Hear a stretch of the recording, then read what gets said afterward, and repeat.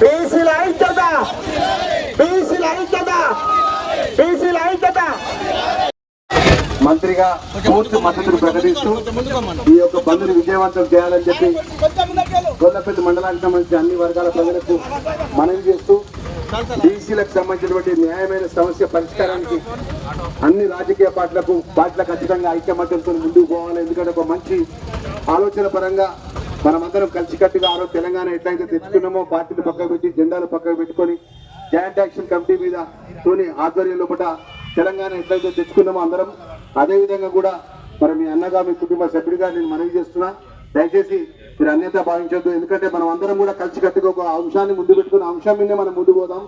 తర్వాత వేరే వ్యక్తిగతమైన పార్టీ పరంగా ఉన్నప్పుడు ఎలక్షన్ తప్పుడు ఒక ముందుకు పెట్టుకున్నాం తప్ప ఇప్పుడు అంతా అన్నదమ్ములాగా కలిసి ఉన్నాం. ఏ పార్టీ అయినా ఎవరినైనా కూడా స్వాగతించి అందరూ కలుపుకొని ముందుకు పోతేనే ఈ సమస్య పరిష్కారం అవుతుందని చెప్పి మరొకసారి మనవి చేసుకుంటూ జాయింట్ యాక్షన్ కమిటీకి సంబంధించినటువంటి బలహీన వర్గాల సంబంధించినటువంటి సంఘ పెద్దలకు వివిధ పార్టీల పెద్దలందరూ కూడా నమస్కరిస్తూ, ఎందుకంటే నాకు అత్యంత ఆప్త మిత్రుడు